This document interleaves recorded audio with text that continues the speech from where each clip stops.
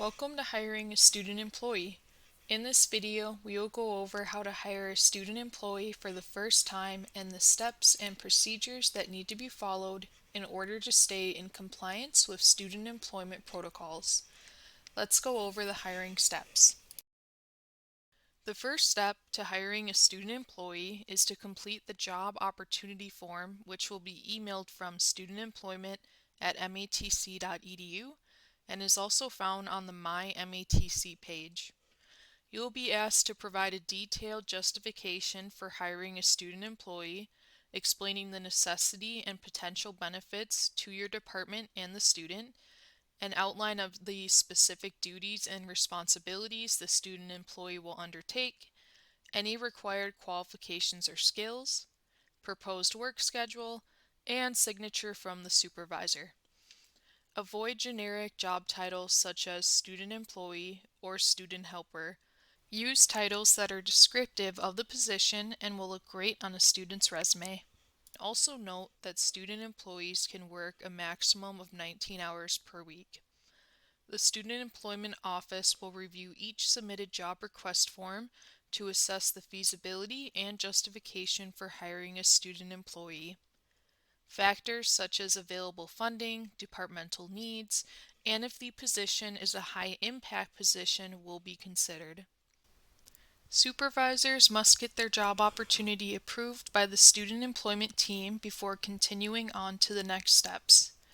If approved, student employment will evaluate and determine the wage and the quantity of student employees that can be hired. The form only needs to be filled out once per job description. If you would like to change anything about your submission, contact our office to make those changes. If your position is approved, our email to you will look something like this.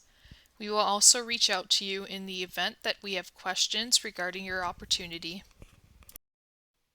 The next step is to complete the sum total supervisor training and quiz at the end of this training. As you are currently in this training, you are on your way to completing this step of hiring a student employee. Congratulations! Once you have completed the sum total training and quiz, forward your email receipt to studentemployment@matc.edu. Once you receive your sum total receipt, Student Employment will advertise your job opportunity and begin forwarding you eligible student employee applications that match your position based on the information you provided. When you find a candidate that you feel may be a good match, reach out to the student and arrange an interview. How you decide to conduct the interview is up to you, but we do include a link to sample questions on our email to you for your use if desired, as well as interview resources on our website. This interview process provides real and valuable interview experience for our students. It could be the student's only interview before graduation. Consider emailing students the interview questions in advance so that they can prepare their answers and not let interview nerves take over. It will also let you know who has taken the time to prepare. An example email can be found on our website. If you want to interview a student whose application was not forwarded by us, send us the student's name and ID so we can check if they are eligible to be interviewed. Once you found a student that you'd like to hire, notify Student Employment by email.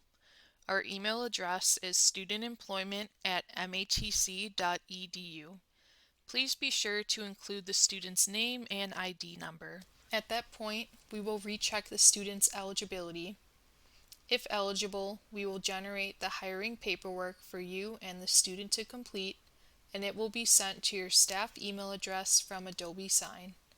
You must complete your portion of the paperwork before the student employee can complete theirs. If you don't see the email, please be sure to check your spam folder. Once all parties have completed the required documents, we will send out notification that the student may begin working, along with information on how to complete timesheets. Please remember, students are not allowed to begin working under any circumstance until this email notification is sent. As seen on the slide, the email notification will come from Student Employment, letting you know when the student is authorized to begin working. You may then follow up with the student with your training details and when you would like your student to come in for training. The student may begin working on or after the authorized start date. After the paperwork is complete and your students have received an authorized start date, one of the most important parts of getting your student onboarded and hired is training.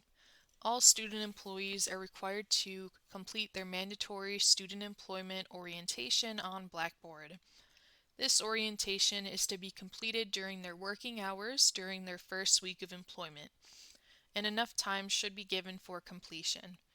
This orientation covers topics such as We Care, MATC Standard of Care, FERPA, timesheet instructions, workplace and customer service etiquette, conflict resolution, student-employee responsibilities, and more.